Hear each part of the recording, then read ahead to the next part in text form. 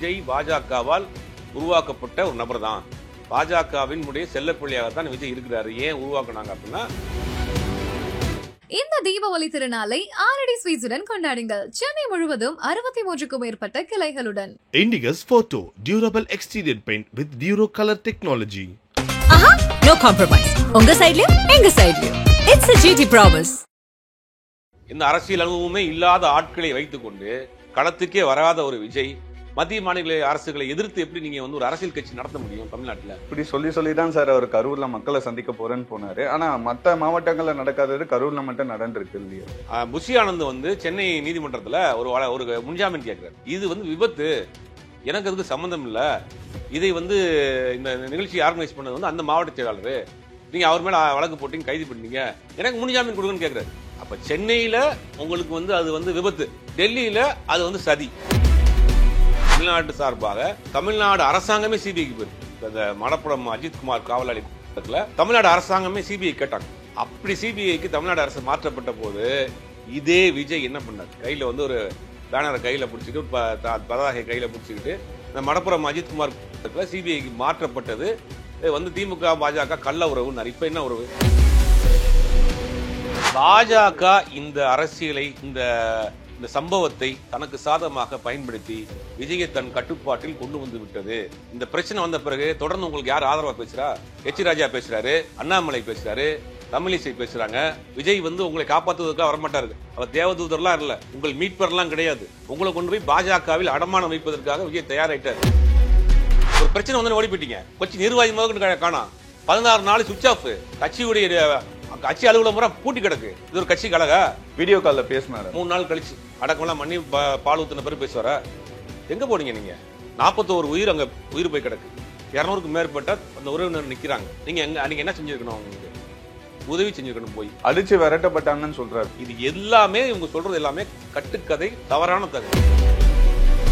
இப்போ அதே மாதிரி ஆதவ அர்ஜுனா சொல்லியிருந்தாரு. என்ன சொல்லியிருந்தாரு பாத்தீங்கன்னா, நாங்க எவ்வளவோ அந்த இடம் வேணாம்னு நாங்க கேட்டோம், ஆனா காவல்துறை எங்களுக்கு இந்த இடம் தான் கொடுத்தாங்க, அதுக்கான ஆதாரங்கள்லாம் எங்க கிட்ட இருக்குன்ற மாதிரி கொடுங்க. சிபிஐல கொடுங்க. சிபிஐல கொடுத்த பிறகுதான் உங்களுக்கு வண்டவாளம் வண்டியில ஏறப்போகுது. இந்த வண்டிக்குள்ள இருக்கக்கூடிய வண்டவாளம் மேல வரப்போகுது. சார் வணக்கம். சார் வணக்கம் சார். இந்த கரூர் துயர சம்பவம் இது குறித்து இன்னைக்கு உச்சநீதிமன்றம் பாத்தீங்கன்னா சிபிஐ விசாரணைக்கு அறிவிச்சிருக்காங்க. ஏன்னா நம்ம சென்னை உயர்நீதிமன்றம் எஸ்ஐடி ஃபார்ம் பண்ணியிருந்தாங்க. அது மேலே நம்பிக்கை இல்லைன்னு சொல்லிட்டு சிபிஐ விசாரணை கேட்டிருக்காங்க. தாவேக்காவுக்கு இது ஒரு ஆதரவா நடந்திருக்கு சார். இதை பற்றி சொல்லுங்க சார். இல்லை, தாவேக்காவுக்கு ஆதரவான தாவேக்காவினுடைய கோரிக்கை ஏற்கப்பட்டிருக்குது. கோரிக்கை இருக்கு. அதாவது அவங்க எஸ்ஐடி போட்டதுமே நீதிமன்றம் தான் போட்டது. சென்னை உயர்நீதிமன்றத்தில் நீதியரசர் செந்தில்குமார் ஒரு எஸ்ஐடி போடுறாரு. அஸ்ரா கார்க்குங்கிற ஒரு போலீஸ் ஆஃபீஸர் தலைமையில் போடுறாரு. அதை எதிர்த்து அவங்க உச்சநீதிமன்றத்துக்கு போறாங்க. அந்த உச்சநீதிமன்றத்துக்கு மொத்தம் 5 வழக்குகள் போகுது. தாவேக்கா சார்பில் ஒருத்தர் போறாங்க. தாவேக்கா சார்பில் இந்த எஸ்ஐடியை கேன்சல் பண்ணணும்னு கேட்குறாங்க. மிச்சம் 3 பேர் என்ன பண்றாங்கன்னா, பாதிக்கப்பட்ட அந்த சம்பவத்தை சேர்ந்த தொடர்புடையவர்கள் 3 பேர் வழக்கு போடுறாங்க. இந்த வழக்கை சிபிஐக்கு மாற்றணும்னு. அந்த 3 பேர்ல 2 பேர் என்ன பண்றாங்கன்னா, நாங்க போடவே இல்லை, நாங்க எங்களுக்கு எழுதப்படிய கூட தெரியாது, எங்க பேர்ல சுப்ரீம் கோர்ட்ல வழக்கு போட்டிருக்காங்க. இன்னைக்கு காலையில் அந்த வழக்கும் வந்துச்சு. ஆனால் அதுக்கு முன்னாடி நீதிமன்றம் என்ன பண்ணாங்கன்னா, இதை சிபிஐக்கு மாத்திட்டாங்க. சிபிஐ விசாரிக்கும், அவர்களுடைய கம்ப்ளைண்ட்டை சேர்த்து சிபிஐ விசாரிக்கின்றோம். இப்போ என்னன்னா, இப்போ இந்த எஸ்ஐடி போட்டது ஒரு நீதிமன்றம், சுப்ரீம் சிபிஐக்கு மாற்றப்பட்டதும் நீதிமன்றம். இதுல எந்த அரசியல் தலையீடும் அரசியல் கட்சிக்கு பங்கே கிடையாது. கண்டிப்பா ஒரு தமிழ்நாட்டினுடைய நீதிமன்றம் ஒரு எஸ்ஐடி போடுறாங்க. அவங்க எதிர்த்து சுப்ரீம் கோர்ட்டுக்கு போறாங்க. அது சுப்ரீம் கோர்ட்டுமே இந்த எஸ்ஐடியை கேன்சல் பண்ணல, எஸ்ஐடியை கலைக்கல. இந்த எஸ்ஐடி இது வரைக்கும் விசாரித்த விசாரணையில எங்கள்கிட்ட டேக் ஓவர் பண்ணுங்கன்றாங்க. இது வரைக்கும் விசாரணை அஸ்ராகாத் தலைமையில் ஒரு டீம் போட்டிருக்கிறாங்க. அந்த டீம் இது வரைக்கும் விசாரிச்ச டீட்டெயில் எல்லாமே எங்க கொடுத்துருங்க, சிபிஐ விசாரிக்கும். சிபிஐயை கண்காணிப்பதற்கான ஓய்வு பெற்ற உச்சநீதிமன்ற தலைமை நீதிபதியாக இருந்த ஒருத்தர் போட்டிருக்கிறாங்க, மானிட்டரிங் போட்டிருக்கிறாங்க. அவங்க தலைமையில் இது விசாரிக்கணும். இப்போ சிபிஐக்கு போறதுங்கிறது ஒரு பெரிய விஷயம் கிடையாது. தமிழ்நாட்டு சார்பாக தமிழ்நாடு அரசாங்கமே சிபிஐக்கு போயிருக்கு. இப்போ இந்த மணப்புறம் அஜித்குமார் காவலாளி தமிழ்நாடு அரசாங்கமே சிபிஐ கேட்டாங்க. என்னன்னா, இது காவல்துறை சம்பந்தப்பட்ட விஷயம். காவல்துறை சம்பந்தப்பட்ட விஷயத்தில் காவல்துறை விசாரிச்சா சரியா வராது, இது சிபிஐ விசாரிக்கட்டும்னு தமிழ்நாடு அரசே சிபிஐக்கு ரெஃபர் பண்ணிச்சு. அதை எடுத்துட்டு சிபிஐ கொண்டு போய் விசாரிச்சுட்டு இருக்காங்க. இப்ப அப்படி சிபிஐக்கு தமிழ்நாடு அரசு மாற்றப்பட்ட போது இதே விஜய் என்ன பண்ணார்? கையில ஒரு பேனரை கையில பிடிச்சிக்கிட்டு, பதாகை கையில பிடிச்சிக்கிட்டு, பாஜகவும் திமுகவும் கள்ள உறவுல இருக்கிறாங்க, ஆர்எஸ்எஸ்ஸின் பிடியில் சிபிஐ இருக்கு, இந்த மாதிரி விசாரணை கேட்டு அவங்க போய் ஒளிஞ்சுக்கிறாங்க, மறைமுகமா ஒளிஞ்சுக்கிறாங்கன்னு ஒரு போராட்டமே நடத்தினார். விஜய் வெளியில வர்றதே பெரிய அபூர்வம். அப்படி வெளியே வந்து ஒரு போராட்டம் நடத்தினார்னா இந்த மடப்புறம் அஜித்குமார் சிபிஐக்கு மாற்றப்பட்டது வந்து திமுக பாஜக கள்ள உறவுன்னாரு. இப்ப என்ன உறவு? இப்ப செங்கோட்டையனுக்கு ஒரு பிரச்சனை வருது அதிமுகவில், அவர் எங்க போறாரு? டெல்லிக்கு போறாரு. இபிஎஸ்க்கு ஒரு பிரச்சனை வருது, அவர் எங்க போறாரு? டெல்லிக்கு போறாரு. விஜய்க்கு ஒரு பிரச்சனை வருது, டெல்லிக்கு போறாரு. அப்ப இவங்க எல்லாம் இயக்குறது யாரு? பாஜக தான் இயக்குது. இதுல மாற்றுக்கிறதே நீங்க சத்தமாவே சொல்லலாம். விஜய் அவர்கள் என்ன சொல்றாருன்னு பாத்தீங்கன்னா, என்னோட கொள்கை எதிரி வந்து பாஜக, என்ன அரசியல் எதிரி திமுகன்னு சொல்றாரு இல்லையா? இப்போ நீங்க சொல்ற மாதிரி இப்ப பாஜக கூட அவர் கூட்டணி வச்சிருந்தா எப்படி மக்களை ஃபேஸ் பண்ண முடியும்? நல்ல கேள்விதான். அதாவது என்னன்னா, கடந்த 2 ஆண்டுகளுக்கு முன்பு விஜயினுடைய அரசியலை வந்து முதல்ல எக்ஸ்போஸ் நான் தான் பண்ணேன். அது தொடர்ந்து நிறைய பேர் பேசிட்டு இருக்காங்க. விஜய் பாஜகவால் உருவாக்கப்பட்ட ஒரு நபர் தான், பாஜகவின் செல்லப்பிள்ளையாகத்தான் விஜய் இருக்கிறாரு. ஏன் உருவாக்குனாங்க அப்படின்னா, நல்லா தெரியும். வந்து இந்த மாஸ்டர் படத்துல ஒரு பிரச்சனை வருது, அவருக்கு ஒரு அழுத்தம் கொடுக்கப்படுது. அழுத்தம் கொடுக்கப்பட்டதுக்காக அவர் ஒரு கமிட்மெண்ட் கொடுக்குறாங்க, அதுக்கு இவங்க சில கமிட்மெண்ட் கொடுக்குறாங்க. ஒவ்வொரு தேர்தலிலும் தமிழ்நாட்டில் இந்த மாற்றம் வேணும்னு ஒரு 10% ஓட்டு போடுவாங்க. பார்த்தீங்கன்னா 2006 தேர்தலில் வந்து விஜயகாந்த் போட்டாங்க ஒரு 8%. ஒவ்வொரு காலகட்டமும் அந்த ஓட்டை வாங்கணும். ரெண்டாவது பாஜக எதிர்ப்பு ஓட்டு ஒரு பக்கம் போயிடக்கூடாது. அப்போ ஒரு ஆளை வைத்து ஓட்டுகளை ஸ்பாயில் பண்ணக்கூடிய வேலையை ஸ்பாயிலராக பண்ணுவாங்க. அது பார்த்தீங்கன்னா நீங்கள் யூபியில் பார்த்தீங்கன்னா மாயாவதி வச்சு பண்ணுவாங்க. மாயாவதியை வச்சு தலித் ஓட்டுகளை பிரிப்பாங்க, ஒய்சியை வச்சு இஸ்லாமிய ஓட்டுகளை பிரிப்பாங்க. இந்த 2 ஓட்டுமே பாஜகவுக்கு எதிரான ஓட்டு.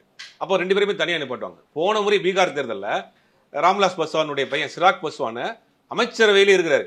அமைச்சரவையில் இருந்தவர் தேர்தல் தேதி அறிவிச்ச பிறகு அவர் கூட்டணியிலிருந்து வெளியில போறாரு, அமைச்சரவையிலிருந்து வெளியில போறாரு. வெளியில போய் தனியாக நின்று அவர் ஓட்டை பிரிக்கிறார், 4% ஓட்டை பிரிக்கிறார். ஓட்டை பிரிச்சவனே அங்க வந்து நிதிஷ்குமார் ஐக்கிய ஜனதா தளமும் பாஜக ஆட்சிக்கு வந்த பிறகு திருப்பி அரை சிராக் பாஸ்வான் வந்து பாஜக சேர்ந்துக்கிட்டாரு, அமைச்சராயிட்டார். இப்ப ஒவ்வொரு மாநிலத்திலையும் அந்த ஓட்டுகளை செதறடிக்கக்கூடிய வேலையை ஓட் ஸ்பாயிலரா சில பேரை பயன்படுத்துவாங்க. கமல்ஹாசனை வச்சு பயன்படுத்தினாங்க, ரஜினிகாந்த் ட்ரை பண்ணாங்க, அவர் வேணான்ட்டாரு. அதான் நானே கேட்க வந்தேன் சார். தமிழ்நாட்டுல எந்த ஒரு நடிகர் வெளியே வந்தாலுமே, ஒரு கட்சி ஆரம்பிக்க போறாங்கன்னு தெரிஞ்சாலுமே என்ன சொல்றாங்க பாத்தீங்கன்னா, பாஜக ஆட்கள் இந்தியாவும் அவங்களுடைய கண்ட்ரோல் தாங்க இருக்கு. ஒட்டுமொத்த தன்னாட்சி அமைப்புகளும் அவங்களுடைய கட்டுப்பாட்டுல தான் இருக்கு. தேர்தல் ஆணையத்தின் மீது எவ்வளவு பெரிய குற்றச்சாட்டு வருது. தேர்தல் ஆணையத்துக்கு பிரச்சனை வந்தா யார் பேசுறா? பாஜக ஸ்போக்ஸ் பர்சன் பேசுறாங்க. தேர்தல் ஆணையத்துக்கு வக்காலத்து வாங்கி யார் பேசுறா? பாஜக ஸ்போக்ஸ் பர்சன் பேசுறாங்க. கண்டிப்பா தேர்தல் ஆணையம்ங்கிறதுலாம் ஒரு அட்டானமஸ் பாடி, தன்னாட்சி அதிகாரம் பெற்ற ஒரு அமைப்பு. இப்படி எல்லாத்தையுமே தன்னுடைய கட்டுப்பாட்டில் கொண்டு வந்தாங்க. நீங்க இந்தியா முழுவதும் பாஜகவினுடைய கட்டுப்பாட்டில் தான் இருக்கு. விதிவிலக்காக ஒரு சில மாநிலங்கள் மட்டும்தான் பாஜகவிற்கு கொஞ்சம் உங்களுக்கு உள்ள போக முடியாம இருக்கு. வெஸ்ட் பெங்கால், தமிழ்நாடு, கேரளா, பாண்டிச்சேரி கூட போயிட்டாங்க. இந்த 2-3 மாநிலங்கள் தான் அவங்களுக்கு வந்து ஒரு சேலஞ்சிங்கா இருக்கு. சொல்லப்போனா ஒரு சேலஞ்சிங்கா இருக்கு. இப்ப அந்த ஓட்டுகளை பிரிக்கணும் அப்படிங்கிற போது அப்ப விஜயை வைத்து பிரிக்கலாம். விஜய்க்கு ஒரு சினிமா மாஸ் இருக்கு, ஒரு கூட்டம் இருக்கு, விஜய்க்கு பின்னாடி இருக்கக்கூடிய ரசிகர் கூட்டம் இருக்கிறாங்க. அவங்க வந்து என்ன சொன்னாலும் அவங்க டியூன் பண்ணிக்கலாம், எப்படி வேணாலும் டியூன் பண்ணிக்கலாம். ஏன்னா அவர்கள் கொள்கை கோட்பாடுகள் சித்தாந்தம் எதுவும் தேவையில்லை. ஒரு சினிமா படத்துல விஜய் வந்து அநீதிக்கு எதிராக தட்டி கேட்பாரு, முதலமைச்சர் வீட்டுக்குள்ள உள்ள அடைச்சி உள்ள போயிடுவாரு, ஒரு அமைச்சர் தோல்ல துண்டை போட்டு இழுத்து வந்துருவாரு, ஒரே ஓட்டுல ஆட்சியை மாத்திடுவாரு. இதெல்லாம் பார்த்து நம்பி ஒரு கூட்டம் இருக்கு. அந்த கூட்டம் என்ன சொன்னாலும் விஜய் சொன்னாலும் நம்புவாங்க. அந்த கூட்டத்தை வந்து அந்த ஓட்டுகளை வந்து சிதறடிக்கக்கூடிய வேலை செய்யறாங்க. அப்ப பாஜக தான் இவரை உருவாக்குறாங்க. தமிழ்நாட்டை பொறுத்தவரை நீங்க ஆளுங்கட்சி எதிர்க்கிறீங்க, மேல இருக்கக்கூடிய பாஜக எதிர்த்து உங்களால் எப்படி அரசியல் பண்ண முடியும்? இந்த அரசியல் அனுபவமே இல்லாத ஆட்களை வைத்துக்கொண்டு களத்துக்கே வராத ஒரு விஜய் மத்திய மாநில அரசுகளை எதிர்த்து எப்படி நீங்க வந்து ஒரு அரசியல் கட்சி நடத்த முடியும்? தமிழ்நாட்டில் நீங்க அவ்வளவு பெரிய பல போராட்ட களத்துக்கு போனவர், பல சிறைச்சாலைக்கு போனவர், பல வழக்குகள் வாங்கினவர், இந்த களத்தில் இருக்கிறீங்க. நீங்க ஒரு அரசாங்கத்தை எதிர்த்து நீங்க அரசியல் பண்ணாலும் பரவாயில்ல. நீங்க கேரவன் விட்டு வெளியே வர்றதுக்கு பல வருஷம் ஆகுது, வீட்டு விட்டு வெளியே வர்றது பல மாசம் ஆகுது. இப்படி சொல்லிதான் சார் அவர் கரூர்ல மக்களை சந்திக்க போறேன்னு போனாரு. ஆனா மத்த மாவட்டங்கள்ல நடக்காதது கரூர்ல மட்டும் நடந்திருக்கு இல்லையா சார்? இல்ல, கரூர்ல நடந்திருக்கா. கரூர் இப்ப இன்னைக்கு நீங்க நல்ல கேள்வி கேட்டீங்க. ஆதவர்ஜினா இன்னைக்கு ஒரு பேட்டி கொடுக்குறாரு. என்ன கொடுக்குறாருன்னா, கரூர் போலீஸ் வந்து எங்களை வந்து வரவேற்றுட்டு போனாங்கன்னாரு. ஆனா கரூர் போலீஸ் போட்டிருக்க எஃப்ஐஆர்ல என்ன சொல்லிருக்கு தெரியுமா உங்களுக்கு? நாங்க கரூர்ல வர்றப்ப லேட் ஆயிடுச்சு, 1 கிலோமீட்டருக்கு முன்னாடியே நீங்க பேசுங்கன்னு சொன்னோம், அதை மீறி தான் உள்ள வந்தாங்க. அப்ப அந்த மீறி உள்ள வந்திருக்கிறாங்கன்றத எஃப்ஐஆர். இப்ப என்ன மாத்தி பேசுறீங்க? சரி, அதை கூட விடுங்க. புஷி ஆனந்த் வந்து சென்னை நீதிமன்றத்துல ஒரு முன்ஜாமீன் கேட்கிறாரு. என்ன முன்ஜாமீன் கேட்கிறாரு? இது வந்து விபத்து, எனக்கு அதுக்கு சம்மந்தம் இல்லை, இதை வந்து இந்த நிகழ்ச்சி ஆர்கனைஸ் பண்ணது வந்து அந்த மாவட்ட செயலாளர், நீங்க அவர் மேல வழக்கு போட்டீங்க, கைது பண்ணீங்க, எனக்கு முன்ஜாமீன் கொடுங்கன்னு கேட்கிறாரு. அப்ப சென்னையில உங்களுக்கு வந்து அது வந்து விபத்து, டெல்லியில அது வந்து சதி. இதுலயே உங்களுக்கு முரண்பாடு தெரியலையா? இல்ல சார், எனக்கு என்ன கேள்வினா, அதே ஆதவர்ஜுன வந்து என்ன சொன்னாருன்னு பாத்தீங்கன்னா, சென்னை உயர்நீதிமன்றத்துல பாத்தீங்கன்னா நீதிபதி அவர்கள் வந்து ஒருதலைபட்சமா வந்து கேள்விகளை கேட்டிருந்தாரு. ஒரு புதுசா வந்த ஒரு கட்சி வந்து இந்த மாதிரி கேள்விகளை எழுப்பியிருந்தாரு. ஒரே நாள்ல வந்து எஸ்ஐடி ஃபார்ம் பண்ண வேண்டிய அவசியம் என்ன இருக்கு? நிறைய வரலாறு இருக்கு, வரலாறு தெரியாம பேசிட்டு இருக்காரு. அதாவது முதல்ல என்ன கேக்குறாங்கன்னா, நீதிபதி தன்னிச்சையாக எடுக்கலாம், சுமோட்டோ வழக்குன்னு சொல்லுவாங்க. தன்னிச்சையாக நீதிபதிகள் எடுத்து வழக்கு நடத்தலாம். எத்தனையோ வழக்குகளை சமுதாயத்தில் நடக்கக்கூடிய பிரச்சனைகளை பார்த்து நீதிமன்றம் தலையிடும் நேரடியா. அப்படி தலையிட்ட வழக்கு தான் இந்த அப்படி தலையிட்டவர் தான் இந்த செந்தில்குமார். அப்படி தலையிட்ட வழக்கு தான் இந்த கரூர் வழக்கு. அப்ப எஸ்ஐடி வந்து ஒரு நாள்ல போறதுக்கு எவ்வளவு நாள்ல போடுவாங்க? ஒரு டீம் ஃபார்ம் பண்றது வந்து அவங்க ஆர்டர் போட போறாங்க, அந்த டீம்ல இருக்கவங்கலாம் சேர்ந்து அதை வந்து எக்ஸிக்யூட் பண்ண போறாங்க. இதுல ஒரு டீம் ஃபார்ம் பண்றதுக்குலாம் வருஷ கணக்கில் ஆகாது. அப்ப அதுவே அவருக்கு புரியல. முதல்ல புரியுது. அந்த ஒரு டீம் ஃபார்ம் பண்றதுக்கு என்ன ஆயிரம் போகுது? உங்களுக்கு ஒரு ஆர்டர் போட்ட பிறகு அந்த அந்த ஆபீசர்ஸ் மீட் பண்ணி பேசிட போறாங்க. அடுத்து இமிடியேட்டா உங்களுக்கு ப்ராசஸ் ஆரம்பிச்சு. அவங்க தரப்புல இருந்து ஆரம்பத்துல இருந்து சிபிஐ விசாரணை தான் வேணும்னு கேட்கறாங்க இல்லையா? அதான் சொல்றேன். இப்ப எதுக்கு டெல்லிக்கு ஓடுறீங்க? யார் பின்னாடி போய் ஒளிஞ்சிருக்கீங்க? யார் உங்களை இப்ப காப்பாத்திட்டு இருக்கா? இந்த பிரச்சனை வந்த பிறகு தொடர்ந்து உங்களுக்கு யார் ஆதரவா பேசுறா? எச் ராஜா பேசுறாரு, அண்ணாமலை பேசுறாரு, தமிழிசை பேசுறாங்க. யார் பேசுறா? எடப்பாடி அவர்களும் பேசுறாரு. எடப்பாடி வந்து மேலாட்டமா கூட பேசுறா வச்சுங்க. வேற வழி இல்லாம பாஜக கூட்டணி இருக்கிற அவர் பேச வேண்டிய கட்டாயத்துக்கு வந்துட்டாரு. முதலில் குரல் கொடுத்தது யாரு இந்த பிரச்சனைக்கு ஆதரவா? இப்போ கரூர்ல நடந்தது வந்து சதியோ விபத்தோ சார், எதுவா இருந்தாலுமே இப்போ விசாரணை கமிஷன் அமைச்சிருக்காங்க. ஒரு பக்கம் அருணா ஜெகதீஷன் விசாரிக்கிறாங்க, ஒரு பக்கம் இப்ப சிபிஐ விசாரணைக்கு உத்தரவிட்டிருக்காங்க சார். இதை வந்து இது பாலிடிக்ஸ் பண்றாங்களோ இல்ல இதை வந்து சாதகமா எடுத்துக்கிறாங்களோன்ற மாதிரி கேள்வி தானே சார் வருது. பாஜகவோ அதிமுகவோ இதை வந்து ஒரு பாஜக இந்த அரசியலை இந்த சம்பவத்தை தனக்கு சாதகமாக பயன்படுத்தி விஜயை தன் கட்டுப்பாட்டில் கொண்டு வந்து விட்டது.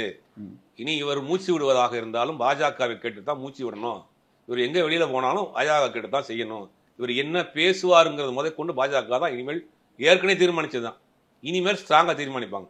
விஜயை தனியாக நிக்க வச்சு பாஜக அதிமுகவுக்கு எதிரான வாக்குகளை பிரிக்கக்கூடிய வேலை செய்யறாங்க. அதனால என்ன பண்ணுவார்னா, விஜய் ஒரு குறிப்பிட்ட ஏரியாக்குள்ள மட்டும் தான் அரசியல் பண்ணுவார்.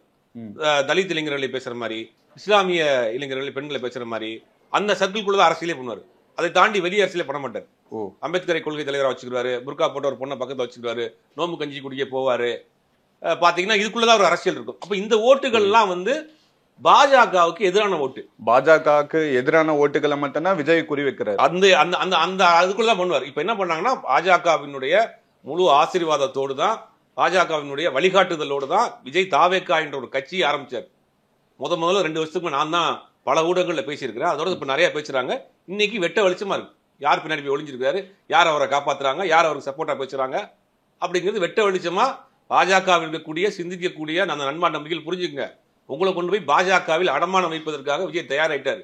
விஜய் வந்து உங்களை காப்பாற்றுவதற்காக வரமாட்டாரு. அவர் தேவதூதர்லாம் இல்ல, உங்கள் மீட்பர்லாம் கிடையாது. அவரை மீட்டுக் கொள்வதற்காக, அவரை காப்பாற்றிக் கொள்வதற்காக, அவருக்கு இருக்கக்கூடிய பிரச்சனையை காப்பாற்றிக் கொள்வதற்காக உங்களை கொண்டு போய் அடமானம் வைக்க போறாரு. ஜாக்கிரதையா இருந்துங்க, புரிஞ்சுக்குங்க. தமிழ்நாட்டில் பிறந்திருக்கீங்க, உங்களுக்கு சிந்திக்கக்கூடிய ஆற்றல் இருக்கு. நீங்க சிந்திச்சு பாருங்க. உங்களுக்கு யார் உங்களுக்கு பின்னாடி வந்து நிக்கிறா, யார் எதுக்காக அங்க டெல்லியில போய் நிக்கிறாரு? திமுகவுக்கு ஒரு பிரச்சனை வந்தா டெல்லிக்கு போறாங்களா? யார் டெல்லிக்கு போறவங்க யார் இருக்கா? கட்சி பிரச்சனையை பேசுறதுக்கு எங்க டெல்லிக்கு போறீங்க? கட்சிக்கு ஒரு சிக்கல் வந்தா ஏங்க டெல்லிக்கு போறீங்க? நீங்க சென்னை தமிழ்நாட்டில் பிறந்தவர் தானே, தமிழ் நடிகர் தானே, சென்னை உயர்நீதிமன்றத்தில் உங்களுக்கு நம்பிக்கை இல்லையா? ஏன் நீங்க உச்ச நீதிமன்றத்துக்கு போயிருக்காங்க டெல்லிக்கு? நீதிமன்றத்து மேலே உங்களுக்கு நம்பிக்கை இல்லை. இப்ப நீதிமன்றத்து மேல நம்பிக்கை இல்லை. அரசாங்கத்தை விட்டுருங்க, திமுக விட்டுருங்க. ஒரு நீதிமன்றம் நீதி அரசர் நியமிக்கிறாரு. அந்த அதிகாரி நேர்மையான அதிகாரின்றதுக்கு நிறைய வரலாறுகள் இருக்கு. அப்ப நீதிமன்றத்து மேல நம்பிக்கை இல்லை. எதை மறைக்கிறதுக்கு, எதை பாதுகாத்துக்கிறதுக்கு டெல்லி ஓடி ஒளிஞ்சிங்க? இல்ல சார், அதே மாதிரி இன்னைக்கு ஒரு பிரஸ் மீட்ல அவர் பேசியிருந்தாரு. 41 குடும்பங்களா நாங்க தத்தெடுக்க போறோம், கடைசி வரைக்கும் அவங்க கூடயே இருப்போன்ற மாதிரி விஷயங்கள். இந்த டயலாக்லாம் நிறைய பேர் சொல்லிட்டாங்க. ஆடியோ லான்ச்ல பேசுற மாதிரி பேசிட்டு இருக்காருங்க. ஆடியோ லான்ச் இந்த அவார்ட் ஃபங்க்ஷன்ல பேசுவாங்கல்ல, நான் இவர் கஷ்டப்படுறாரா, நான் உடனே வீடு கட்டி தரேன், நான் இப்ப கஷ்டப்படுறாரா வந்து நான் உடனே வந்து ஒரு கார் வாங்கி தரேன், கஷ்டப்படுறாரா அவருக்கு வந்து அது வாங்கி தரேன். ஆடியோ லான்ச் அந்த உணர்ச்சி முகத்துல பேசுவாங்கல்ல, அது மாதிரி பேசுறாரு. சரி, 41 பேருக்கு நீங்க இவ்வளவு நாள் எங்க போனீங்க? 16 நாள் முடிஞ்சிருச்சு.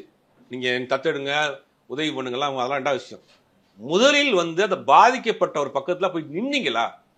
சரி, உங்க மேல் நீங்க போக வேண்டாம், நீங்க போக வேண்டாம். உங்க நிர்வாகி யாரா ஒருத்த போய் நின்னா? அததான் அவர் சொன்னாரு சார், நாங்க வந்து அங்க போனோம், ஆனா காவல்துறை தான் எங்களை இங்க இருந்து அனுப்புனாங்க, இங்க போகாதீங்க பிரச்சனை வரும் சொல்லிருப்பாங்க. விஜய் கட்சி நிர்வாகிகளுக்கு யாரும் தெரியும். ராஜ்மோகன் மீது எந்த வழக்கம் கிடையாதுங்க. ராஜ்மோகன் ஏன் போல? லயலாமணி மீது ஏதாவது வழக்கு இருக்கா? லயலாமணி ஏன் போல? தலைமுறை ஒழிஞ்சிட்டு இருக்காங்க. யாரையுமே உள்ள அனுமதிக்கல, காவல்துறை தான் எங்களை அங்க இருந்து அனுப்புனாங்கன்ற மாதிரி சொல்றாரு. இவங்க எல்லாம் பெர்மிஷன் வாங்கி போய் பார்க்க வேண்டிய அவசியமே இல்ல. ராஜ்மோகன் கரூருக்கு போறதுக்கு பெர்மிஷன் வாங்கி போகணுமா? இப்போ நீங்கள் போறீங்க, நானும் போறேன், எத்தனை மீடியா ஆட்கள் போறாங்க. அந்த மாதிரி கிளம்பி போய் பார்த்து ஆதரவு கொடுத்து வந்திருக்க வேண்டியதானே, ஆறுதல் சொல்லிட்டு வந்திருக்க வேண்டியதானே. ஏன் போல? போனா அந்த மக்கள் உங்களை சட்டையை பிடிப்பாங்க, உங்களை பார்க்க வந்து உயிர் போச்சே உங்க தலைவன் எங்கடான்னு கேட்பான். கேட்பானா கேட்க மாட்டானா? கேட்பாங்க. அதுக்கு பயந்து தான் ஒளிஞ்சிட்டு இருக்கீங்க. இல்ல சார், இவ்வளவு சம்பவம் நடந்துமே பாத்தீங்கன்னா சில மக்கள் வந்து விஜய்க்கு ஆதரவாகவும் பேசுறாங்க இல்லையா சார்? விஜய் அவர்களே ஒரு வீடியோ ஒன்று வெளியிட்டாரு இல்லையா? இந்த உண்மையெல்லாம் மக்கள் பேசும்போது எனக்கு கடவுளே வந்து நேர்ல சொன்ன மாதிரி இருக்குன்ற மாதிரி அந்த உண்மையெல்லாம் யார் பேசுறா, எந்த மக்கள் பேசுறாங்க, எந்த நரேஷன் செட்டிங்ல பேசுறாங்க, எத்தனை இன்ஃபுளுசர்ஸ் பேசுறாங்க, இதுக்கு பின்னாடி எவ்வளவு பிஆர் டீம் வேலை செய்யுது, ஒவ்வொன்றா இனிமேல் வெளியே வரும். உங்களை வந்து நீங்க எப்படி இங்க செயல்படுறீங்க? முழுக்க முழுக்க சோசியல் மீடியாவை மட்டும் வைத்துக்கொண்டு ஒரு கட்சி நடத்திட்டு போகணும்னு நினைக்கிறீங்க. சோசியல் மீடியா இன்ஃபுளுசர் நம்பிக்கை கட்சியுடைய பேச்சாளர் கிடையாது. கட்சியில கட்சிக்கு கொள்கை பரப்பு செயலாளர் 2-3 சினிமா ஜேர்னலிஸ்ட், 2-3 இன்ஃபுளுசர்ஸ், இவங்களை வச்சு கட்சி நடத்தி போயிருவீங்களா? ஆட்சி அதிகாரமா சும்மாவா? உங்களுக்கு என்ன தெரியும்? ஒரு பிரச்சனை வந்து ஓடி போயிட்டீங்க. கட்சி நிர்வாகி முதல் காணோம். 16 நாள் சுவிட்ச் ஆஃப். கட்சி அலுவலகம் பூரா பூட்டி கிடக்கு. இது ஒரு கட்சி கழகா? 2015 அந்த அம்மா ஜெயலலிதா அவர்கள் ஆட்சி இருக்கப்ப சென்னையில் ஒரு பெருவெள்ளம் வருது. பல பேர் இறந்து போனாங்க, பல பேர் உடைமைகள் இழந்தாங்க. அப்போ அந்த மேல ஒரு எதிர்கட்சியில் குற்றச்சாட்டு வைக்கிறாங்க, இவங்களை ரீச் பண்ண முடியல, அதனாலதான் தண்ணி வாட்டர் ஓவர்ஃப்ளோ ஆகி திறந்து விட்டாங்க அப்படின்ற மாதிரி குற்றச்சாட்டு வருது. திருப்பி ஒரே நாள் அவங்க எந்திரிச்சு வந்தாங்க, வந்து அதை அத்தனையும் சரி பண்ணி 2016 திருப்பி ஆட்சியை பிடிச்சாங்க. அதிகாரிகளை அனுப்புறாங்க, அமைச்சர்களை அனுப்புறாங்க, இவங்களே கடத்துக்கு போறாங்க. பாதிக்க ஒரு பிரச்சனை நடந்தா அதை எப்படி ஹேண்டில் பண்ணணும்னு தெரியணும். பேசிக் அரசியல்வாதிகளா விட்டுருங்க, தனிப்பட்ட மனிதனாவே நீங்க ஒரு பிரச்சனை நமக்கு வந்துச்சுன்னா நம்ம அதை எப்படி ஃபேஸ் பண்ணணும்னு தெரியும். அந்த பேசிக் ஒரு அறிவு கூட உங்களுக்கு இல்ல. அதுக்கும் ஒரு பதில் கொடுத்திருந்தாரு சார். என்ன சொல்லியிருந்தாருன்னு பாத்தீங்கன்னா, நாங்களும் மனுஷன் தாங்க, இப்படி ஒரு பெரிய விஷயம் நடக்குது, எங்களுக்கு எப்படி ரியாக்ட் பண்றதுன்னு தெரியல. ஒரு 3 நாள் கழிச்சு நாங்க ஏதாச்சும் பேசலாம்னு முடிவு பண்ணி தான் அதுக்கப்புறம் பேச ஆரம்பிச்சோம். இல்ல ஏதாச்சும் பேசினா பாத்தீங்கன்னா சோசியல் மீடியால அவதூறு பரப்புறாங்க, நிறைய பேர் கைது பண்ணாங்க. இது அவதூறு பரப்புற மாதிரி எங்க மேலேயே கேஸ் போட வாய்ப்பு இருக்கு, அதனாலதான் பேசல. பாதிக்கப்பட்டவங்களுக்கு வருத்தம் தெரிவிக்கிறது அவதூறா? இல்ல போன் உங்க வீட்டுல யாராவது ஜாமர் மாட்டிருக்காங்களா? இல்ல உங்க போன் ஹேங் ஆகி போச்சா? கையில எல்லாரும் போன் வச்சிருக்கீங்கல்ல, விஜய் போன் வச்சிருக்காருல, பாதிக்கப்பட்ட 41 பேருக்கு நான் வர முடியல, வீடியோ கால்ல பேசினாரு. 3 நாள் கழிச்சு அடக்கமெல்லாம் பண்ணி பால் ஊத்தின பேர் பேசுவாரா? எங்க போனீங்க நீங்க? நீங்க களத்துக்கு போக வேண்டாம், ஆளுங்கட்சி எதிர்கட்சி குற்றச்சாட்டு சொல்ல வேண்டாம். 41 உயிர் அங்க உயிர் போய் கிடக்கு, 200க்கும் மேற்பட்ட அந்த உறவினர் நிக்கிறாங்க. நீங்க என்ன செஞ்சிருக்கணும்? உங்களுக்கு உதவி செஞ்சிருக்கணும், போய் உங்க நிர்வாகிகள் அனுப்பிச்சிருக்கணும். சிவகங்கை மாவட்ட செயலாளர் போங்க, புதுக்கோட்டை மாவட்ட செயலாளர் போங்க, ஒரு 200 பேர் போங்கப்பா. அடிச்சு விரட்டப்பட்டாங்கன்னு சொல்றாரு. அதெல்லாம் தவறான தகவல், எந்த விதமான ஆதாரமும் கிடையாது. அதான் ஆதாரமே கிடையாது, தவறான தகவல். எல்லா கட்சி நிர்வாகியும் போது உங்களை மட்டும் ஏன் அடிக்க போறாங்க? பாஜக போகுது, பாமக போகுது, நாம் தமிழர் போகுது. அன்னைக்கு நைட்டு பூரா எல்லா கட்சி நிர்வாகிகளும் ஆட்சியில் இருக்காங்க. நீங்க போல உங்களை யார் அடிச்சு விரட்டுனா? அப்ப நான் விரட்டுனா எல்லாத்தையும் விரட்டி இருக்கணுமே. இது தவறான பயந்து தாங்க. அவங்க ஒரு பிரச்சனையை அவங்களால ஃபேஸ் பண்ண தெரியும், ஃபேஸ் பண்ண முடியல, ஃபேஸ் பண்ண தெரியல. பயந்துக்கிட்டு இப்ப நேரடியாக போய் கட்சி ஆரம்பிக்க யார் சொன்னாங்களோ அவங்கள்ட்டயே போய் காலில் விழுந்து மண்டிக்கிட்டு சரண்டராகி கிடக்குறாரு. இனிமேல் அவங்க சொல்றதை மட்டும்தான் அவர் கேட்க முடியும். இப்போ ஓய்பிரிவு பாதுகாப்பு தமிழ்நாட்டில் இந்த அரசியல்வாதியாக ஓய்பிரிவு பாதுகாப்பு தெரியுறாங்களா? அண்ணாமலை மட்டும் இருக்காருன்னு நினைக்கிறேன். ஆளுங்கட்சி அண்ணாமலைக்கு ஓய்பிரிவு பாதுகாப்பு கொடுத்துருக்காங்க, விஜய் கொடுத்துருக்காங்க. புரிஞ்சுக்கணும் இல்லையா? ஒய் பிளஸ் கேட்டு போய் ஜட்டு கேட்கிறாரு, இப்ப ஜட்டுலாம் வந்துட்டாரு. பிரதமருக்கு கொடுக்குற பாதுகாப்பு எனக்கு கொடுக்கணும்னு கேட்கிறாரு. இதெல்லாம் என்ன அர்த்தம்? இப்ப தமிழ்நாட்டில் எத்தனை அரசியல்வாதிகள் இருக்காங்க, களத்தில் நிற்கிறாங்க, டெய்லி போராட்ட களத்துக்கு போறாங்க. எந்த அரசியல்வாதியும் வந்து நீங்க மத்திய அரசு பாதுகாப்பு கேட்கலையே. இப்போ அதே மாதிரி ஆதவ அர்ஜுனா சொல்லியிருந்தாரு. என்ன சொல்லியிருந்தாரு பாத்தீங்கன்னா, நாங்க எவ்வளவோ அந்த இடம் வேணாம்னு நாங்க கேட்டோம், ஆனா காவல்துறை எங்களுக்கு இந்த இடம் தான் கொடுத்தாங்க, அதுக்கான ஆதாரங்கள்லாம் எங்க கிட்ட இருக்குன்ற மாதிரி எல்லாம் கொடுங்க. சிபிஐல கொடுங்க. சிபிஐல கொடுத்த பிறகுதான் உங்களுக்கு வண்டவாளம் வண்டியில் ஏறப்போகுது. இந்த வண்டிக்குள்ள இருக்கக்கூடிய வண்டவாளம் மேல வரப்போகுது. வண்டிக்குள்ள யார் இருந்தா, மதுரையில இருந்து எப்படி நீங்க ரோட் மார்க்கமா கூட்டு போனீங்க, உள்ளுக்குள்ள சிசிடிவி ஃபுட்டேஜ் இருக்கு. எங்களுக்கும் நிறைய டீட்டெயில்ஸ் வந்துகிட்டு தான் இருக்கு. வண்டிக்குள்ள யார் இருந்தா, என் வண்டிக்குள்ள நீங்க என்ன பண்ணிட்டு இருந்தீங்க, மதுரை ஏர்போர்ட்ல இருந்து யார கார் ரூட்ல நீங்க கூட்டு போனீங்க, அந்த சிசிடிவி ஃபுட்டேஜ் எங்க இருக்கு, அந்த வேன்ல இருக்கக்கூடிய சிசிடிவி ஃபுட்டேஜ் என்ன, இதுக்கு தான் பதறாருங்க. இன்னொரு விஷயம் ஓப்பனா சொல்லட்டுமா? விஜய் பயந்ததே அதுக்கு தான். எஸ்ஐடில அந்த வேனுக்குள்ள இருந்தது யாருன்னு தெரிஞ்சு போயிடும். ஏன் சார் வேனுக்குள்ள யாரு இருக்குன்னு விசாரணை தெரியும். பாருங்க, வேனுக்குள்ள யார் இருந்தாங்க, யார் அவருடைய வேண்டப்பட்ட நண்பர்கள் இருந்தாங்களா, நண்பர்கள் யாருக்கும் தெரியும். இப்ப சிபிஐ விசாரணை வந்து அப்போ வந்து விஜய்க்கு ஆதரவா இருக்கும்னு நினைக்கிறீங்களா சார்? அவங்க விசாரணை முடிவு தான் தெரியும். நம்ம இப்பயே பண்ண முடியாது. நம்ம அவங்க மாதிரி கண்ணை மூடிக்கிட்டு வந்து இவங்க மேல விசாரணை தொடங்கி இருக்கிறாங்க. அதிகாரிகள் வந்து அவங்க பக்கம் எந்த நியாயம் இருக்கோ அதை பத்தி பேச போறாங்க.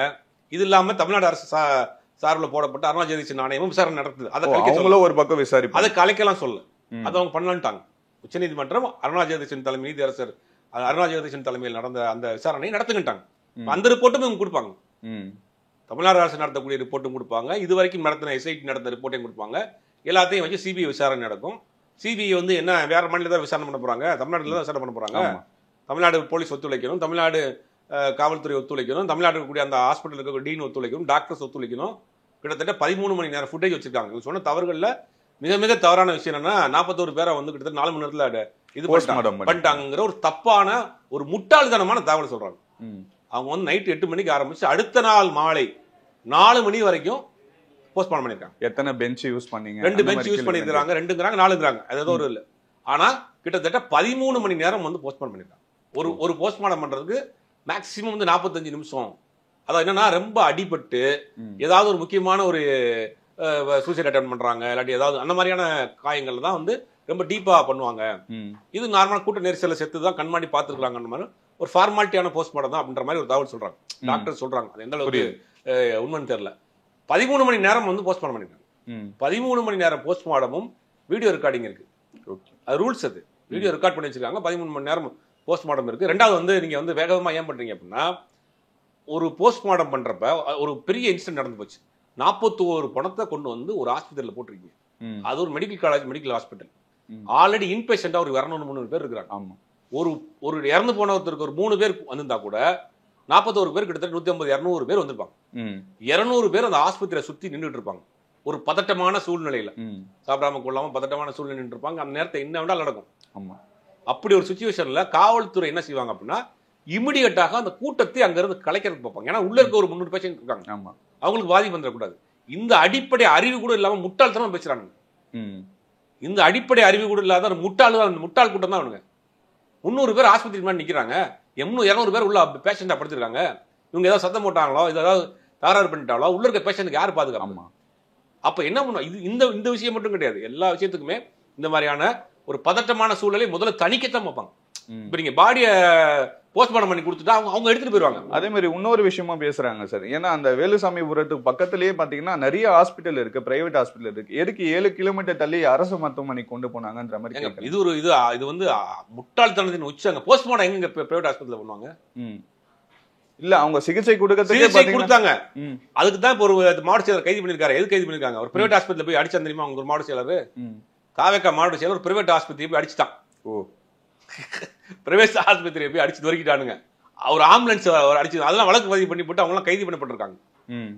என்ன செய்யறதுனே தெரியலங்க அவங்களுக்கு. கட்டுப்படுத்தவே முடியாத ஒரு கூட்டம் அது. அவங்களுக்கு எந்த புரிதலுமே இல்ல. ஒரு பிரச்சனை எப்படி ஹேண்டில் பண்றதுன்னு தெரியல. சினிமாவை பார்த்து வந்த கூட்டம் அது தப்பா பண்ணிட்டு இருக்காங்க. அதை சுட்டி காட்டினா அவங்க மேல பண்ணா, நீங்க ஏதாவது இந்த வீடியோ பேசுறோம் இல்லையா, கீழே வந்து ஒரே டைப் ஆஃப் கமெண்ட் பண்ணுவானுங்க. அசிங்கமா நான் பேசுறதுக்கு தர்க்க ரீதியாக பதில் வைக்க தெரியாது. ஏப்பா கூட்டம் நினைச்சு கூட்டத்தை கலைக்கிறதுக்காக அவங்க சீக்கிரம் போஸ்ட்மார்ட்டம் பண்ணாங்கன்னா நேரம் வந்து வீட்டில் இருக்க 6 பெண்களை திட்டுறது, நம்மளை திட்டுறது, இந்த வேலை தான் பண்ணுவானுங்க. அது தர்க்க ரீதியாக அதுக்கு எதிர்கருத்து வைக்க தெரியாது அவங்க. இதுதான் ஆபத்தான அரசியல்ன்றோம். ஏன்னா இவர்கள் வந்து ஒரு பக்குவப்படாத, எந்த விதமான அரசியல் புரிதலும் இல்லாம ஒரு கூட்டம் இல்ல. இந்த கூட்டத்திலே பாத்தீங்கன்னா சில பேர் வந்து கத்தியை வச்சு கிழிச்சாங்க, ஏதோ பாட்டில் ஏதோ ஸ்ப்ரே பண்ணாங்கன்ற மாதிரி விஷயங்கள். சரி, கத்தியை வச்சு கிழிச்சாங்கன்னா கத்தி காயப்பட்ட யாராவது இருக்காங்க ஆஸ்பத்திரி இருப்பாங்கல்ல, அந்த எந்த நியூஸும் வெளியே வரல. ஆனா நிறைய பேர் இதை பத்தி பேசுறாங்க சோசியல் மீடியால. இந்த மாதிரி வீடியோ அவங்களே போட்டுக்கலாமே. நான் கத்தியை வச்சு கிழிக்கப்பட்டது யாருன்னா ஒருத்தர் வேண்டப்படாதுன்னு வச்சுங்க, சோன் எக்ஸ் கத்தி குத்து வாங்கினவர் ஒரு தாவக்க தண்டர், அவர் பேசிட்டு பாருல என்னை குத்துட்டாங்கன்னு கூட்டத்துல. இது வரைக்கும் 16 நாள் ஆச்சு, ஏன் வரல? இத தப்பான தகவலுங்க, பொய்யான மாதிரி விஷயங்கள். 66 ட்ரோன் அங்க சுத்திட்டு இருந்துச்சு. தமிழ்நாட்டில் இருக்கக்கூடிய அத்தனை மெயின் ஸ்ட்ரீம் சேனல் அங்க லைவ் போட்டுட்டு இருந்தாங்க. ஒரே ஒரு ஷாட்டாவது கத்தியை வச்சு கித்துற மாதிரியான காட்சிகளை எந்த ஒரு சேனல்ல ஒரு மாட்டிருக்குமா இல்லையா? செந்தில் பாலாஜி அவரை பத்தி பேச ஆரம்பிச்ச பிறகுதான் இந்த தள்ளுமுள்ளு ஏற்பட்டதுன்ற மாதிரி விஷயங்களும் சொல்றாங்க. அதுவும் தவறான விஷயம். அந்த வீடியோ கூட நீங்க பார்க்கலாம். அவர் இது முதல்ல தள்ளுமுள்ள ஆரம்பிக்கப்பட்டதுக்கு பிறகுதான் அவர் பேச ஆரம்பிக்கிறார். ஒருத்தர் கத்துறாரு, ஒருத்தர் மயக்கம் போட்டு விழுந்திருக்காரு, வாட்டர் பாட்டில் கேட்கிறாரு, இதுக்கெல்லாம் பிறகுதான் அவர் பேச ஆரம்பிக்கிறார். அப்ப அந்த கூட்டம் வந்து 6 மணி நேரம் 7 மணி நேரத்துக்கு மேல நிக்குது. அவங்க வந்து டிஹைட்ரேட் ஆகிட்டே இருக்கிறாங்க. அவங்க முதல்ல கேன்சல் பண்ண சொல்றாங்க, 1 கிலோமீட்டருக்கு முன்னாடி பேச சொல்றாங்க. அதையும் மீறி உள்ள வர்றாரு. இவர் பேச ஆரம்பிக்க கூட்டத்தில் அப்படியே ரொம்ப ஒரு மாதிரி டவுன் ஆகிட்டே போறாங்க. இது எல்லாமே இவங்க சொல்றது எல்லாமே கட்டுக்கதை, தவறான தகவல். இதுக்கப்புறம் இந்த கேஸை எப்படி கொண்டு போவாங்க? இல்ல, சிபிஐ வந்து இப்ப கையில் எடுத்திருக்கு. அடையமா அடுத்த வாரத்துலேருந்து விசாரணை தொடங்க ஆரம்பிப்பாங்க. தொடங்க ஆரம்பிக்கிறப்ப பல உண்மைகள் கண்டிப்பாக வெளியில் வரும். அவர்களுக்காக வைத்துக்கொண்டு ஆப்புத்தான்னு நினைக்கிறேன். சிபிஐ தோண்டி எடுக்கிறப்ப எல்லா விதமான சிபிஐ என்ன கேட்பாங்கன்னா, அந்த முதல்ல வந்தோடனே அந்த வேனில் இருக்கக்கூடிய ஃபுட்டேஜை கொடுன்னு கேட்பாங்க. அது யார்கிட்ட கேட்பாங்க? தமிழ்நாடு போலீஸ் தாங்க. தமிழ்நாடு போலீஸ் தான் அதை வந்து எடுத்து கொடுக்கணும். அப்போ எடுத்து கொடுக்குறப்ப தெரிஞ்சிடும் உள்ள யார் இருந்தா, யார் கூட இருந்தீங்க, எந்த மாதிரி கண்டிஷனில் இருந்தீங்க, நாமக்கல் என்ன கண்டிஷனில் இருந்தீங்க, நாமக்கல்ல எப்படி ஒரு மாதிரி பேசுனீங்க, கரூரில் எப்படி ஒரு மாதிரி பேசுனீங்க, வீடியோ பார்த்தாலே தெரியும். இப்போ நாமக்கலுக்கு கரூருக்கும் கிட்டத்தட்ட ஒரு 4 மணி நேரத்தில் நீங்கள் என்ன பண்ணிட்டு இருந்தீங்க, ஏன் எல்லாத்தையும் அடைச்சி வச்சிருக்கீங்க? புரியுது. கையை காமிச்சிட்டே வாங்கல, ஏன் அடைச்சி வச்சிருக்கீங்க? ரூம் அது வேன்ல சுத்தி அடைச்சு நீங்க வேனுக்குள்ள வந்து வயசுக்கு வந்த பொண்ணு மாதிரி உள்ள உட்காந்துக்கிறீங்க. உங்களை பார்க்கத்தான் நிக்கிறான் சார். கையை அசைக்க கூடாது, மேல ஏறி கை காட்டக்கூடாது. ரோட் ஷோ எடப்பாடி பழனிசாமி போறாருல சார். எடப்பாடி பழனிசாமி போறாருல, லைட்டு போட்டு கை காமிச்சே போறாரு. அந்த மாதிரி ஜெயலலிதா இருந்தாங்கல்ல, அவங்க கை காமிச்சு தானே போறாங்க. ராஜீவ் காந்தி நடந்தே போனாரு, ராகுல் காந்தி நடந்தே போனாருங்க. தமிழ்நாடு இந்தியா முழுக்க எங்க தள்ளுமுறை ஏற்படுச்சா? ராகுல் காந்தியோட பெரிய தலைவர் அவரு. இப்பதான் கட்சி ஆரம்பிச்சிருக்காங்க. ஏன் உங்களுக்கு நீங்க ஏன் மறைச்சுக்கிறீங்க? உங்களை வேனை திறந்துட்டு கையை காமிச்சிட்டே போங்கலன்ற வேனுக்குள்ள என்ன பண்ணிட்டு இருந்தீங்க? புரியுது. நாமக்கல்லில் நீங்க பேசுறப்ப உங்களுடைய தடுமாற்றம், நீங்க பேசிய வார்த்தைகள் தமிழ்நாட்டை என்னன்னு சொல்லி உச்சரிச்சீங்க? தமிழ்நாட்டை நீங்க என்ன சொல்லி உச்சரிச்சீங்க? மாகாணத்துக்கு என்ன சொன்னீங்க? நான் அப்புறம் அதுக்கு பிறகு ஒரு 4 மணி நேரத்துல தெளிவான பேச்சு எப்படி வந்துச்சு? அந்த பேசின ஒரு 15 நிமிஷத்துல நிறைய தடுமாற்றம், குளறுபடி, வார்த்தைகள் பிளருது. ஆனா கிட்டத்தட்ட 4 மணி நேரம் கழிச்சு திருப்பி ஃப்ரெஷ்ஷா பேசுறாரு. அந்த 4 மணி நேரத்துக்கு என்ன பண்ணீங்க? ரெஸ்ட் எடுத்துட்டு திருப்பி வந்து பேசிருக்கீங்க. ரெஸ்ட் எடுக்கிறது தப்பு இல்லை. ரெஸ்ட் தப்பு இல்லை. அவங்கள பார்க்கறதுக்கு நின்றுட்டு இருக்கான், ரெஸ்ட் எடுக்காம அவன் என்ன பண்ணுவீங்க? புரியுது. 12:30 மணிக்கு வரேன்னு சொல்லிட்டு 6:30-7 மணிக்கு போனீங்க. இல்ல சார், அவங்களுக்கு டைமிங்கே பாத்தீங்கன்னா 3 to 10 தான் கொடுத்திருந்தாங்க. கொடுத்த டைமுக்கு தான் நாங்க போயிருக்கோம். நான் சொல்லி ஃபுல் டே டைம் கொடுத்துட்டாங்க, எப்பனாலும் நடத்திக்கலாம். அப்ப நீங்க ஏன் வந்து உங்களுடைய சோசியல் மீடியா ஷெட்யூல்ல என்ன போட்டிருக்கீங்க? 12:30 மணி வந்து 8:30 மணின்றதான் உங்க ஷெட்யூல். ஆமா. அப்புறம் ஏன் நீங்க மாத்துறீங்க? 12:30 மணி ஷெட்யூல்னு சொல்லிவிட்டு நீங்க 8:30 மணிக்கு இங்கிருந்தே கிளம்புறீங்க. அப்புறம் ஜென்ரேட்டர் கொண்டு வந்து வைக்கிறீங்க, ஏன் லைட்டை கொண்டு வந்து வைக்கிறீங்க? அப்ப நீங்க 8 மணிக்கு தான் அங்க பேசணுங்கிறது ஆல்ரெடி உங்களுடைய முடிவு பண்ணிட்டீங்க. அப்பதான் கூட்டம் நிற்கும். 8 மணி நேரமா ஊடகங்களும் உங்களை காமிச்சிட்டே இருப்பாங்க, வேற செய்தியே போகாது. தாவேக்கான்னு அந்த 8 மணி நேரமா வந்து சோசியல் மீடியா முழுவதும் மெயின் ஸ்ட்ரீம் மீடியா மூலமா செய்தி போயிட்டே இருக்கும். அந்த 8 மணி நேரத்துல இன்ஃபுளுசர்ஸ் வச்சு வீடியோ போட்டுட்டே இருக்கலாம். அப்ப ஒன்னொன்னு குறிப்பிட்ட ஒரு தகவல் என்னன்னா, அங்க கூடிய அந்த சேட்டையெல்லாம் பண்றாங்க பாருங்க, அதெல்லாமே இவங்களுடைய கிரியேஷன் தான். அதெல்லாம் இவங்களுடைய கிரியேஷன் தான். இவங்களே பண்ணது, கண்டென்ட் கொடுத்து அவங்க பண்ண சொல்றாங்க. புரியுது. விஜய் ஒய்ஃபை தவிர, ஹஸ்பண்டை தவிர எனக்கு விஜய் தான் பிடிக்கும். அந்த மாதிரி யாரா பாத்துறீங்களா? அதுக்கு பிறகு புரியுது. இல்ல, அவங்கள பார்த்தாலே ஏதோ ஒரு ப்ராப்பரான ஒரு கண்டென்ட் கொடுக்குறவங்க மாதிரி தான் இருக்காங்க. இல்ல சார், அவர் ஒரு சினிமா நடிகர், அவர் மேல ஒரு கிரேஸ் இருக்கும்ல, அதனால பேசுறாங்க மக்கள். அதை வந்து பேசுறாங்க. கமல்ஹாசன் போறப்ப பேசினாங்களா? கமல்ஹாசனை பிடிச்சவங்க பேசுவாங்க. இல்ல அந்த மாதிரி இந்த மாதிரி நடந்துக்கிட்டாங்களா? மரத்து மேல யாரும் நின்னாங்களா? இல்ல. யாராவது என் புருஷனை விட அவர் தான் பிடிக்கும்னு சொன்னாங்களா? இல்ல. இது எல்லாமே கண்டென்ட்டுங்க. இது புரியுது. சோசியல் மீடியாவால் உருவாக்கப்பட்ட ஒரு போலி பிம்பம். விஜய் களத்துக்கு வர்றப்ப அம்பலப்பட்டு போயிருவாரு, விசாரணையில் அம்பலப்பட்டு போயிருவாரு. வரக்கூடிய நாட்கள்ல பாருங்க பயங்கரமா இருக்கும் விஜய்னுடைய வாழ்க்கை. விஜயனுடைய அரசியல் வந்து இனிமேல் தான் ஸ்டார்டிங். இனிமேல் நிறைய விஷயங்களை அவர் ஃபேஸ் பண்ணணும். தேர்தலுக்கு முன்னாடியே இந்த கேஸை விசாரிச்சு முடிச்சிருவாங்க. கண்டிப்பா பண்ணுவாங்க. ஏன்னா அந்த அந்த திட்டத்தோட தான் போயிட்டு இருக்காங்க. சீக்கிரம் நடந்து முடிக்கணும் அப்படின்னு வெயிட் பண்ணி பார்ப்போம். எல்லாருடைய ஆவலுடைய இருக்கிற மாதிரி நம்மளும் வெயிட் பண்ணி பார்ப்போம் சிபிஐ விசாரணை எப்படி வருது அப்படின்னு. ஆனா இதுல நிறைய சந்தேகங்கள் இருக்கு. இப்ப 2 பேர் 3 பேர்ல வந்து சிபிஐ விசாரணை கேட்டாங்க இல்லையா, அவங்க நாங்களே இல்லைன்ட்டாங்க. ஆமா. அவங்களையும் மனு தாக்கல் செய்ய சொல்லிட்டாங்க. அவங்களே நீங்க உங்க தனியா மனு தாக்கல் பண்ணுங்கட்டாங்க. அவங்க மனு தாக்கல் போறப்ப இந்த சிபிஐ விசாரணையை கூட வாய்ப்பு இருக்கு. ஏன்னா நான் கேட்கவில்லைன்னா என்னை வந்து ஏமாத்தி வாங்கிட்டாங்க. ஃபோர்ஜரிங்க அது. உங்க பேரை பயன்படுத்தி நான் சுப்ரீம் கோர்ட்டுக்கு போற மாதிரி. புரியுது. நான் இல்லைன்றாங்க அவங்க. எனக்கு தெரியாது, நான் எழுத கூட படிக்க தெரியாதுங்க. அப்ப இன்னைக்கு இல்லைன்னு சொல்றாங்களே சார், அவங்களுக்கு எப்படி இது தெரியும்? இன்னைக்கு தெரிய வந்திருக்குல்ல அவங்களுக்கு. இன்னைக்கு கோர்ட்டுக்கு கூட்டிட்டு போயிருப்பாங்கல்ல அவங்கள கோர்ட்டுக்கு போல. அவங்க சார்பா ஒரு பேசியிருக்கிறாங்க. அவங்க எழுத்துப்பூர்வமா தாக்கல் பண்ணுங்கன்னு இருக்காங்க. அவங்களுக்கு கேஸ் போட்டதே தெரியலன்றாங்க. எப்படி சுப்ரீம் கோர்ட்டுக்கு போவாங்க? என் பேர்ல கேஸ் போட்டதே எனக்கு தெரியாதுன்னு சொல்லியிருக்காங்க. எப்படி எனக்கு வந்து இந்த பையன் இறந்து போனதுக்காக வந்து ஏதாவது இது கொடுக்குறேன்னாங்க. அதுல வந்து அங்க ஒரு அந்த ஏரியாவில் இருக்கக்கூடிய அதிமுக நிர்வாகி வந்து ஃபார்ம்ல கையெழுத்து வாங்கினாரு. இல்ல அதிமுக பேரும் அடிப்படுது. அதிமுக தான் பின்னாடி வேலை செஞ்சிருக்கேன். 3 பேரையும் வந்து சிபிஐ விசாரணைக்கு. உதாரணத்துக்கு பொதுவாகவே ஒரு கிராமத்தில் இருக்கிறவர் படிக்காத நபராக இருக்கிறாரு. அவர் வந்து டெல்லிக்கு போய் சுப்ரீம் கோர்ட் லாயரை பிடிச்சி ஒரு வழக்கு நடத்தக்கூடிய அளவுக்கு அவருக்கு எப்படி தெரியும்? கண்டிப்பா தெரியாது. அப்ப யார் பண்ணா? பாஜக நிர்வாகி பண்ணியிருக்கிறாரு. அது பண்ணதும் இல்லாமல் அவருக்கு தெரியாமல் பண்ணியிருக்காங்க, அவருக்கு சொல்லாமே பண்ணியிருக்கீங்க. அப்போ நீங்கள் போகிறப்ப 3 பேருமே வந்து எங்களுக்கு தெரியல, 2 பேர் தெரியலன்றாங்க. ஒருத்தர் வந்து என் கணவன் மனைவிக்குள்ள பிரச்சனை, எனக்கு தெரியாமல் என் கணவர் போட்டிருக்காருறாங்க. 2 எல்லாமே பிரச்சனை. அப்போ இது எல்லாமே வந்து கோர்ட்டுக்கு போகிறப்ப இன்னைக்கு வந்து அவங்க வந்து சிபிஐக்கு கேட்டதுனால மாற்றிட்டாங்க. நீ அடுத்து இவங்க தரப்பு வைக்கக்கூடிய வாதங்கள், எழுத்துப்பூர்வமாக வைக்கக்கூடிய வாதங்கள், தமிழ்நாடு அரசாங்கம் வைக்கக்கூடிய பிரமாண பத்திரங்கள், இதன் அடிப்படையில் சிபிஐ ரத்து பண்ணுறதுக்கு கூட வாய்ப்பு இருக்குது. இல்லை சிபிஐயும் தமிழ்நாடு அந்த எஸ்ஐடியும் சேர்ந்து கூட விசாரிக்கிறதுக்கு வாய்ப்பு இருக்குது. அடுத்தடுத்த கட்டத்தில் வரும். இன்னைக்கு முதல் முறையாக கொடுத்துருக்குறாங்க. அடுத்த கட்ட நடவடிக்கை நடக்கும். ஆனால் தமிழ்நாடு அரசுக்கு சிபிஐ மாற்றினதுனால உடனே வந்து ஒரு பின்னடைவு, உங்களுக்கு நிரபராதின்னு ஒன்று சொல்லலை, நிரபராதின்னு ஒன்று சொல்லலாம். ஒரு விசாரணை மாநில அரசினுடைய கண்ட்ரோல் இருக்கக்கூடிய விசாரணை, மத்திய அரசினுடைய கண்ட்ரோல் இருக்கக்கூடிய ஒரு அமைப்பாக இருக்க, தன்னாட்சி அமைப்பாக இருக்கக்கூடிய, உச்சபட்ச அதிகாரம் பெற்ற அமைப்பாக இருக்கக்கூடிய உச்ச நீதிமன்றம் விசாரிக்குது. தன்னாட்சி அமைப்பாக இருக்கக்கூடிய சிபிஐ விசாரிக்குது. இப்போ ஜுடிஷியல் வந்து தமிழ்நாடு ஜுடிஷியல் வந்து விசாரிச்சதை வந்து சுப்ரீம் கோர்ட் ஜுடிஷியல் விசாரிக்குது. புரியுது? அவ்வளோதான். 2க்கும் ஒரே கொலிஜியம் தான். 2க்கும் இங்கே இருக்க ஜட்ஜஸ் அங்கே போவாங்க, அங்கே இருக்க ஜட்ஜஸ் இங்கே வருவாங்க, அங்கே இருக்க அட்வொகேட் இங்கே போவாங்க, இங்கே இருக்க அட்வொகேட் இங்கே வருவாங்க. விசாரணைலாம் ஒன்று தான், இடம் மாறி இருக்கு. புரியுது? எஸ்ஐடி இங்கே விசாரிக்கிறதுக்கு போல டெல்லியில் விசாரிக்கிறாங்க. அவ்வளோதான். சிபிஐ தமிழ்நாடு போலீஸ் விசாரிக்கிறதுக்கு போல சிபிஐ விசாரிக்க போறாங்க. இவ்வளோதான். விசாரணை மாறி இருக்கு. தீர்ப்புலாம் வரல. நீங்க நிரபராதி, குற்றமே செய்யல, 7 மணி நேரம் தாமதமா வரல, 40 பேர் செத்து கிடக்க போய் ஓடி போகல அப்படின்னு நீங்க நிரபராதி அப்படின்ற தீர்ப்பு வரல. விசாரணை இடம் மாறி இருக்கிறது. விசாரணை முடிவில் தெரிய வரும். இப்போ நீங்க வந்து உங்களை பாதுகாத்து கொள்றதுக்காக அங்கங்க ஓடிட்டு இருக்கீங்க. இப்போ புடிமானத்துல போய் மாட்டிக்கிட்டீங்க. கொஞ்ச நாள்ல வந்து வேற வழி இல்லாம அவங்க சொல்றதெல்லாம் கேட்டு ஆட வேண்டிய கட்டாயத்துக்கு வந்துட்டீங்க. இப்போ அவ்வளவுதான். புரியுது சார். இதுக்கப்புறம் இந்த கேஸ்ல என்ன தீர்ப்பு வருதுன்னு பார்ப்போம் சார். ரொம்ப நன்றி சார். இந்த தீபாவளி திருநாளை ஆரடி ஸ்வீட்ஸுடன் கொண்டாடுங்கள். சென்னை முழுவதும் 63க்கும் மேற்பட்ட கிளைகளுடன். Indigus Photo Durable Exterior Paint with Duro Color Technology. No compromise. உங்க சைடுலயும் எங்க சைடுலயும். It's a GT promise.